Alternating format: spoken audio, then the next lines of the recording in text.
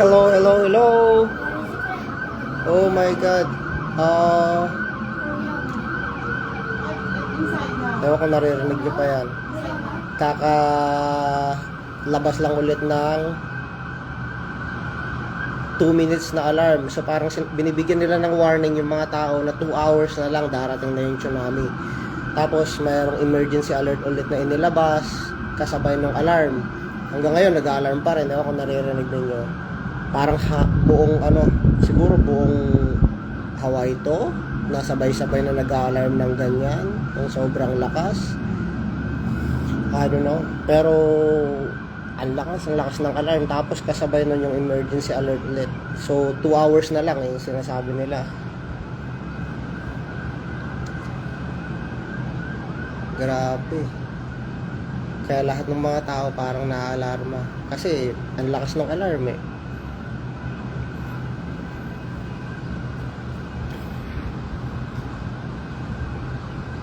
Ayan.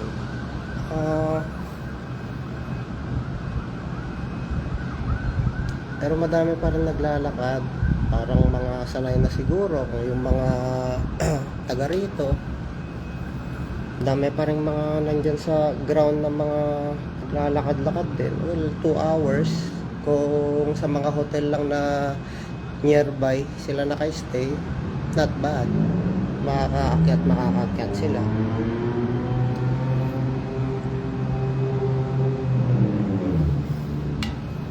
Pero yun, bumalik lang ako mag-live kasi pagka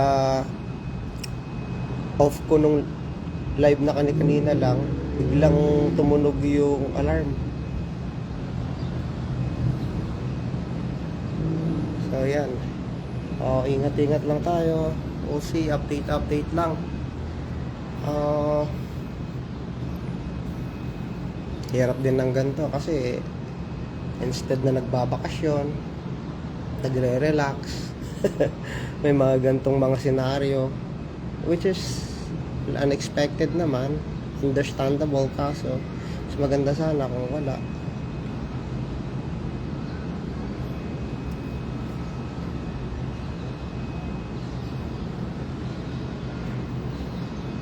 Pero yun nga, ikukumpara mo yung mga gantong mga bansa sa pinanggalingan natin, napaka-advance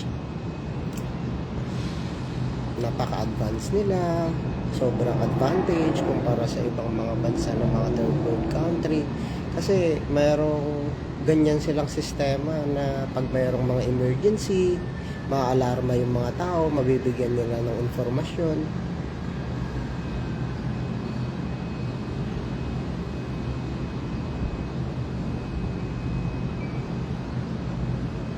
Chill ka lang, baby. Matulog ka na.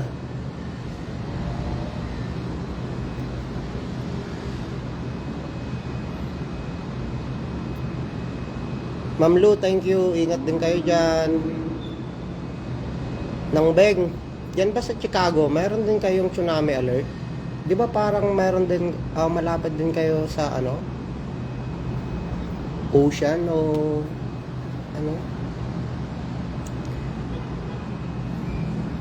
Kasi may mga alert din sa somewhere in Vancouver, San Diego, sa California.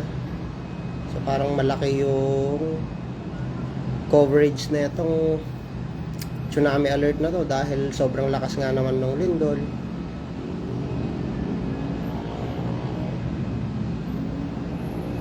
Oo, kasi affected sila doon, mas malapit sila, yung Japan. Sinabi na rin kanina kasi yung Japan, parang kahit yung lindol tumama sa kanila.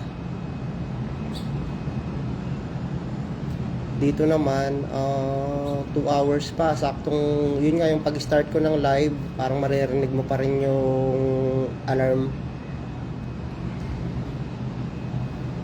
So medyo malayo to, kaya siguro ganyan. Pero ina-expect nila na darating yung tsunami dito within 2 hours.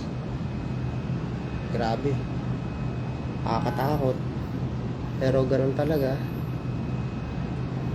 May mga nagsasabi na sanay na rin yung mga nakatira dito sa Hawaii, pero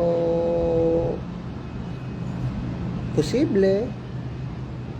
Kaso sa sitwasyon ngayon, kitang-kita mo na alarma rin lahat sila. Makikita mo sa kalsada lahat ng mga establishment sarado na. Kalsada, sobrang traffic na never mong sa ilang araw namin dito, never mong makikita nagka-traffic yan. Siguro mga ilang sasakyan lang pag nasa signal lights, naki-stop. Pero hindi mo makikita na ganito. Yan, inaabot na ng kung saan.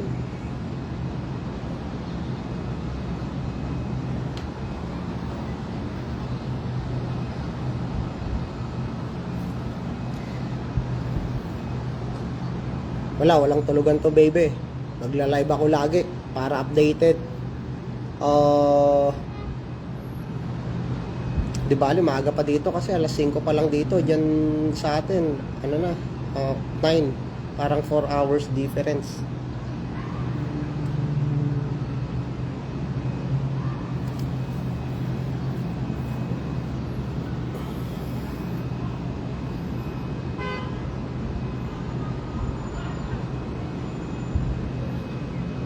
Lalong nagkakabuhol-buhol na yung traffic, pero nakikita mo pa rin yung mga emergency services nila, mga police officers, mga EMS kung tawagin sa atin, ewan ko anong tawag nila dito sa Hawaii. Makikita mo sila dyan sa kalsada, doon sa beach kanina, ang dami na rin nila. So talagang lumalabas sila pag mga ganitong senaryo. Siguro napanood namin yung balita kanina, talagang yung highway nila congested, sobrang traffic.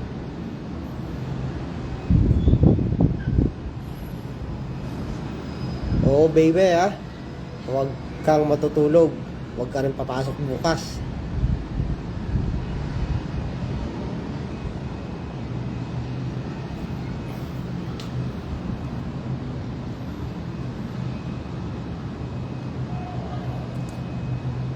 Ayaw mag-zoom pero makikita yung mga ibang mga guest din siguro dito sa Hawaii.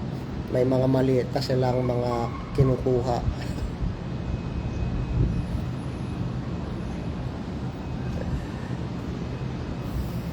So kung saan man yung hotel nila, medyo malayo-layo siguro kasi nasa parking lot sila. Yan, grabe, 2 hours pa ang natin. And na-expect nila na darating yung tsunami. So we'll see. Sana hindi magkatotoo. Joms, thank you. Sayang, talo yung Oilers natin. Babawi next time.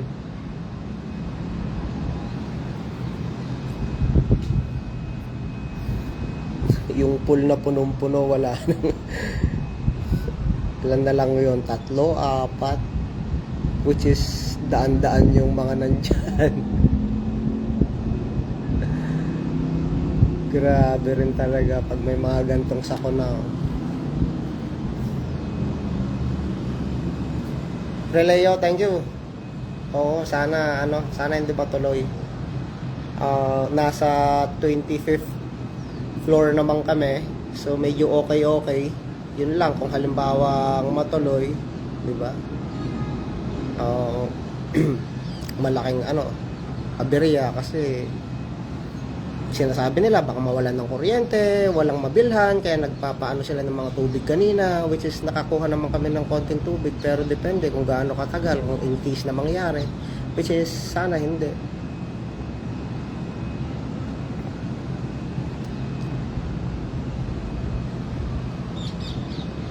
Kasi may nakausap din ako kanina na parang mga kabayan, sinasabi nila na mayroon din mga ganyang sitwasyon,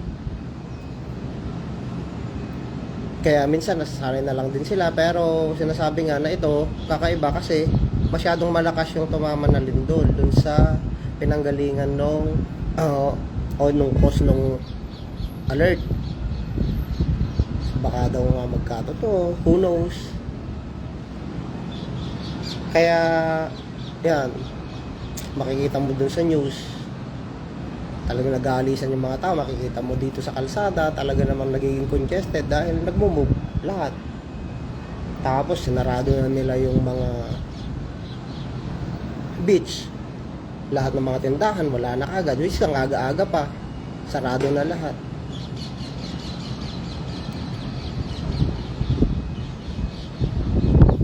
Oo nga, sana wag tumuloy.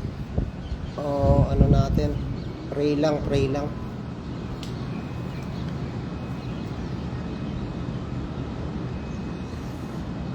Meron ako dyan, ano lang, wine para healthy, red wine lang.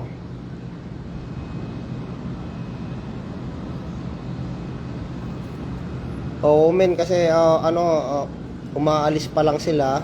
Siguro kalimitan din yung mga yan, mga nagtatrabaho, kasi pagka saka lang nila, nung nagkaroon ng alert, saka lang sila pinagsarado ng mga pinagtatrabahuan. Tsaka ang dami kasing tao, makikita mo talaga dyan sa beach, ang daming tao. So siguro at least ilang 10 of thousands, 100 of thousand na mga tao na nandito. Tapos biglang ganyan emergency, so magkakasabay-sabay. Hindi naman lahat naka-stay dito sa mga hotel na ganito. Siguro mayroon din silang malalayo yung mga tirahan. Pero ang mas malala siguro na nagkakakos ng ganito, kasi ang nandun sa alert, sinasabi na dapat lumipat yung mga tao sa mga matataas na lugar na 4th floor or mas mataas. So yung mga nasa coastal areas, pinaalis na kaagad-agad. Tapos yung mga mas mababa sa 4th floor, kailangan na rin umalis. So imagine mo yun, kahit nag-i-stay ka sa hotel, kung puno yung hotel nyo, saan kayo ililipat ng hotel? Kung nandun kayo sa 3rd floor, 2nd, 1st floor. Kaya ang dami. Daming tao, sobrang congested.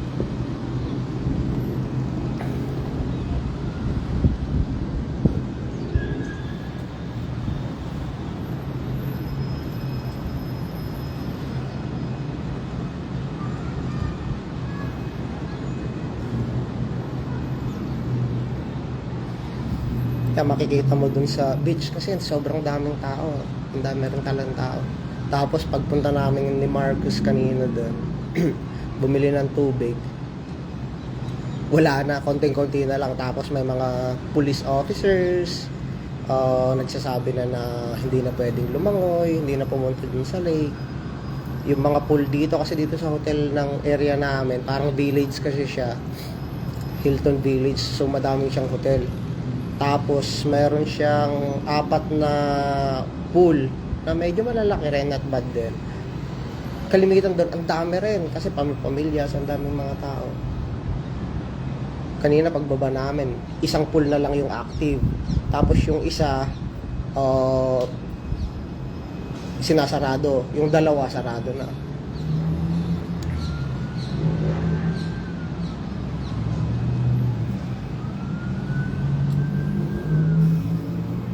Ayan, mamaya after 2 hours tingnan natin kung anong mangyayari. Sana lang hindi matuloy. 2 hours pa yung ina-expect nila.